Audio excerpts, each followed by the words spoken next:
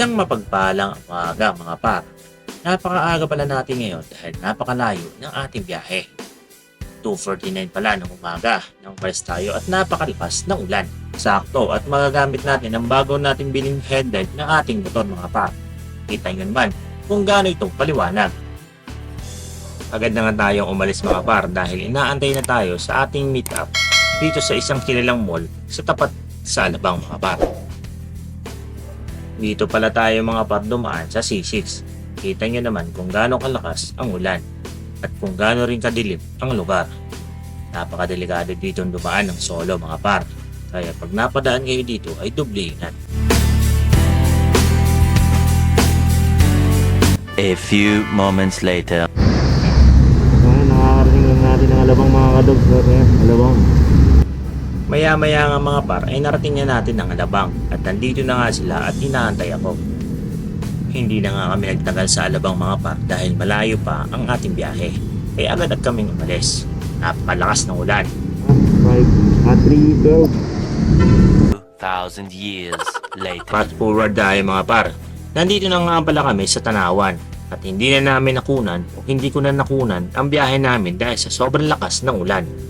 Nagpahinga kami ng konti at nagpagas at para sa siguradong biyahe natin mga par ay nagpagas na agad ako dito ng halagang 500. Punta tayo ng 500. Mahaba pa itong biyahe na ito mga kadogs, no? So ang oras naman natin is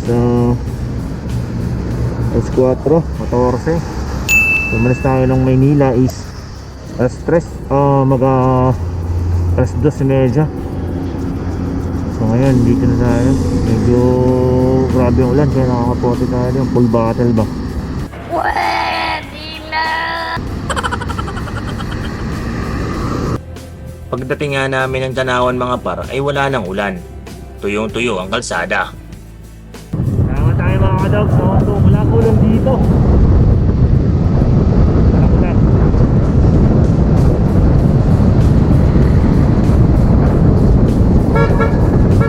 So oras natin mga kadogs is 4:27. Nasa Tanawan na tayo, Batangas. Siyempre mga par, pagkatapos ng Tanawan, ang susunod naman nito ay Lipa Batangas.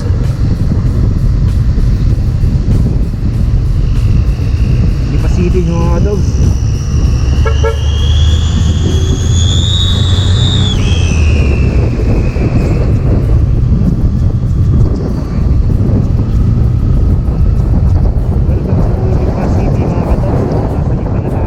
Pag alas 4:43 nga nang narating natin ang Lipa City mga par.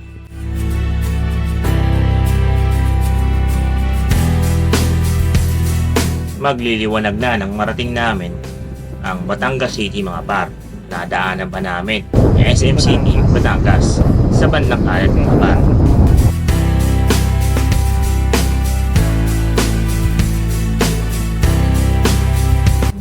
Maliwanag na nga nang marating namin ang lugar na ito mga par. At kapansin-pansin din ang napakalapit na barko na nakadaong.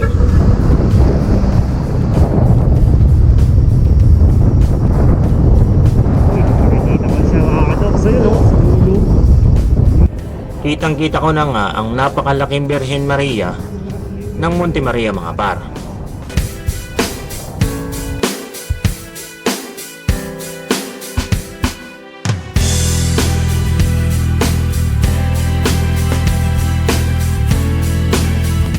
Nang marating nga namin ang gilid ng dagat na ito mga par ay nagpahinga muna kami saglit at sabay nag-picture at maya-maya ay alis agad.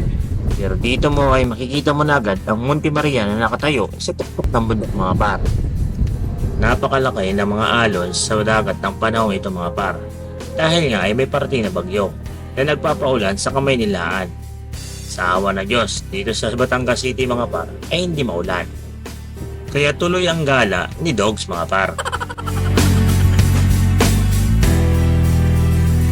Pagkatapos namin sa palikuligong bundok na to mga par ay maya-maya nga ay narating na namin ang mismong main gate ng Monte Maria. Mag-aalas 7 na nga ng umaga nang marating namin ang Monte Maria mga par. At maraming salamat sa Panginoon at ginabayan kami makarating na safe papunta dito sa Monte Maria, dito sa Batangas City. Pagkatapos mag-parking mga par, ay wala na kaming sinayang na oras. Diretso agad sa taas at para makapag-picture-picture at masulit ang pamamasyal dito sa Monte Maria. Dahil may pupuntahan pa kami pagkatapos dito sa Lobo, Batangas.